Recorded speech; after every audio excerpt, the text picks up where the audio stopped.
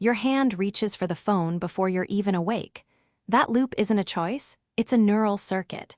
But science now shows how to rewire it. Every habit is built on a three-part circuit discovered by MIT researchers led by Anne Graybiel. Deep in the brain, the basal ganglia stores habits as patterns triggered by a cue, followed by a routine, and then a reward. This is the habit loop: cue, routine, reward. The cue can be a time of day, a feeling, or a location. The routine is the behavior itself: the nail biting, the scrolling, the smoke. The reward is the payoff, like a dopamine hit or stress relief. Over time, the brain learns to crave the reward the moment the cue appears.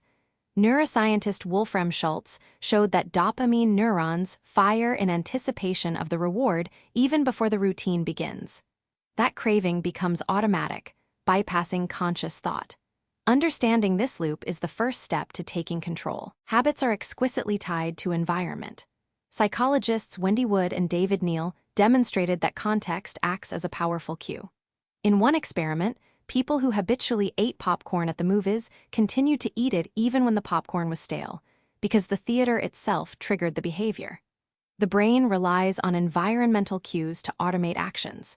This is why out of sight, out of mind is a neurological reality. Changing the context, moving to a different room, altering the time of day, can dramatically reduce automaticity.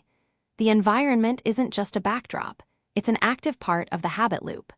Short-circuiting those cues can break the cycle before it starts. For decades, the strength model of self-control dominated psychology. Roy Baumeister's famous experiments suggested that willpower is a finite resource that gets depleted with use. Resisting cookies, for example, made people give up faster on puzzles. But recent large-scale replications have cast serious doubt on this idea. The Many Labs project failed to find robust evidence for ego depletion. Psychologist Michael Inslicht argues that what looks like depletion may actually be a shift in motivation. After effort, people simply lose interest in continuing. The takeaway is clear. Breaking a habit isn't about stockpiling willpower. It's about strategically managing motivation and attention, not fighting a losing battle against an exhausted mind. Trying to just say no to a habit can backfire spectacularly. Daniel Wegner's research on ironic processes showed that when people try to suppress a thought, the brain's monitoring system keeps checking for it, making the thought more accessible. In his classic experiment, participants told not to think about a white bear thought about it more often. The same principle applies to habits. Suppressing a behavior requires constant vigilance, which paradoxically strengthens the urge. The brain doesn't respond well to negation, it responds to replacement. Instead of fighting the old habit, the most effective strategy is to build a new one.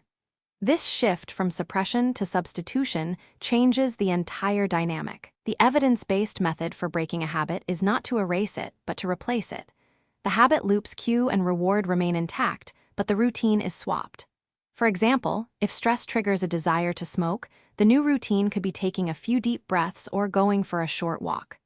The reward, stress relief, stays the same, but the behavior changes.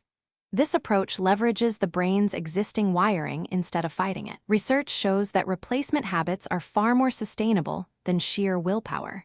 The key is to identify the craving behind the habit and find a healthier way to satisfy it.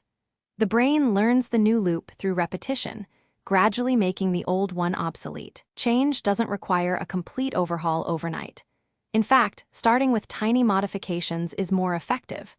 James Clear's concept of habit stacking, linking a new behavior to an existing routine, uses the brain's natural pattern recognition.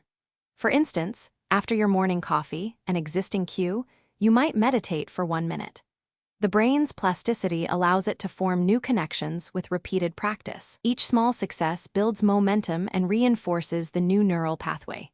The reward system learns to anticipate the positive outcome of the new habit. Over time, what once required effort becomes automatic.